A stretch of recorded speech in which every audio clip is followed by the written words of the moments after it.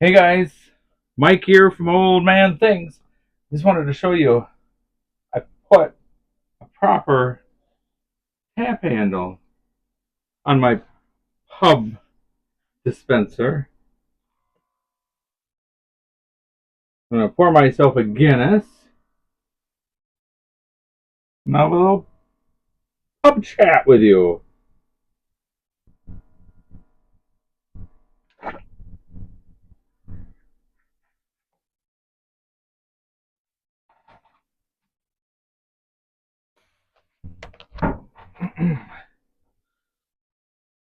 So let me light my pipe.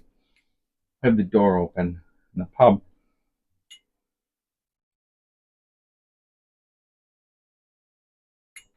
So hopefully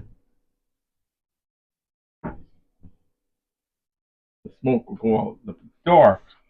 There's no one off. Let me show you my tamper. James Bond, made by Larry Blackett. I sent him the idea and I asked that it would be it would be a tribute to Lester, Redcoats Returns, because he always would dress up as old Sean Connery. So whether he does or not, I don't know. But anyways, isn't that neat?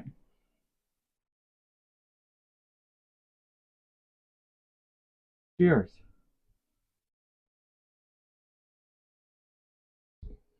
I'm quite pleased with my tap handle.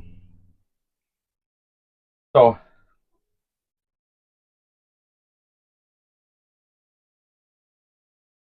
let me give it another light. And I was going to tell you a story.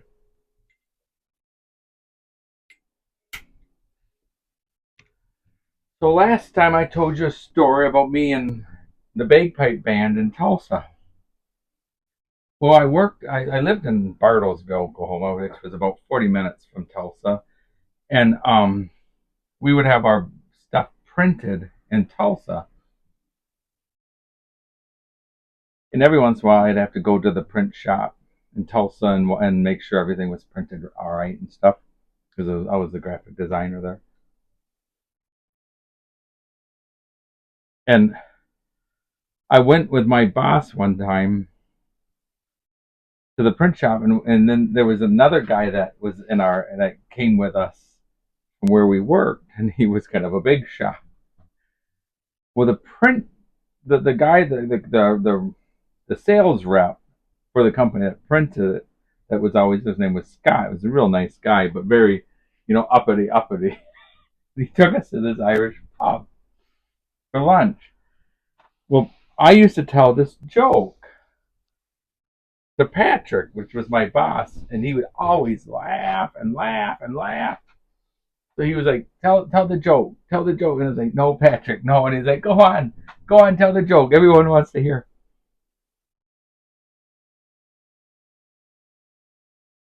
So I started telling the joke, and he goes, do the accent. I said, I can't do an Irish accent. He goes, go do the accent, do the accent. They start doing the accent.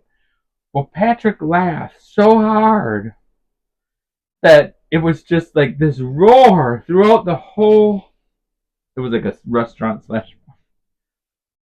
That the sales rep Scott was so embarrassed that he laughed. Well, Patrick at the end was on the ground crying with laughter, and the guy that worked where we worked also got up and left. So it was just Patrick and I. And because he was laughing so hard, it made it so much fun that I kept on doing the joke.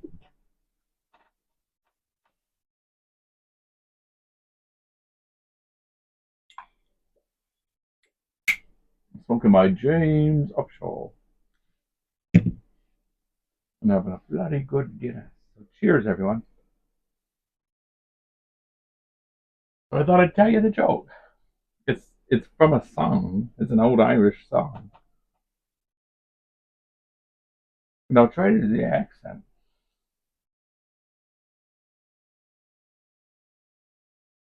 Oh, Mick was getting done with work. It was a Friday night. About 5 minutes to 5, and the phone rang, and it was his old wife called up. And she said, Mick, she says, we've got company tomorrow. And she says, I'm making a recipe. She goes, go down to Mick, McFinnigan's pub and get a pound of live snails. But she says, don't stop for a pint. She says, I don't need you coming home all liquored up. She says, just get the pound of snails and come home. She goes, don't stop for the one. So Mick says, all right, mate, you know. Mick's a cockney, you know. Anyways, so he goes down to Rick Finnegan's pub. And as he walks in, there's old Pat. And Pat goes, oh, Mick, it's been forever since I've seen you. He goes, let me buy you a pint. And Mick says, I can't stop for the one. I've only come in for a pound of live snails, you see. And Pat says, oh, come on, you can't deny me buying you a pint. It's been forever. He goes, well, it's not me, Pat. It's the old dragon, you see. She's giving me bloody orders, like.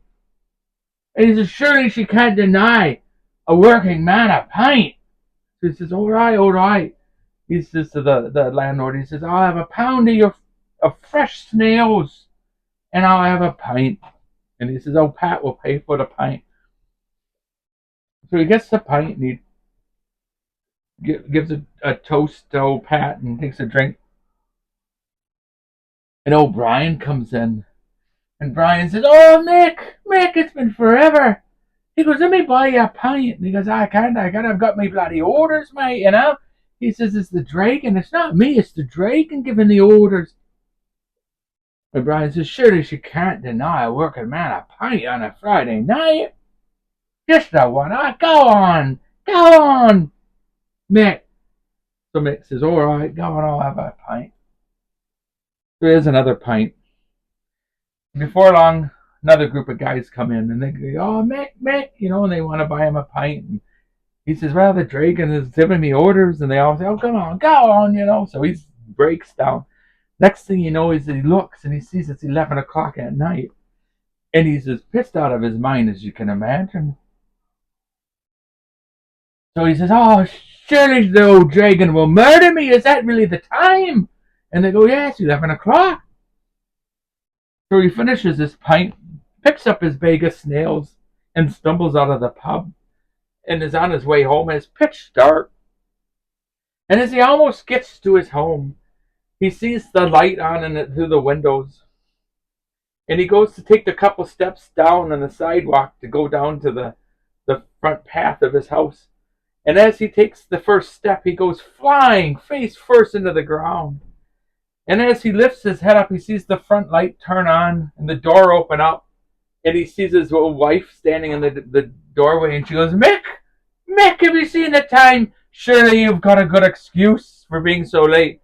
And he looked down and he saw the snails all scattered around next to him. And he looked back up at his wife and he gave her a grin. And he looked back down at the snails and he goes, hurry up, lads. We're almost home. So that was the joke that got us almost kicked out of the Irish pub in Tulsa, Oklahoma.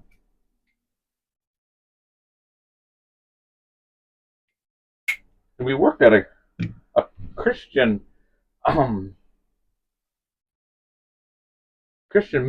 ministry, so we couldn't drink, so we weren't drinking. Although Guinness would have been nice, I should say. So anyways, cheers, everyone.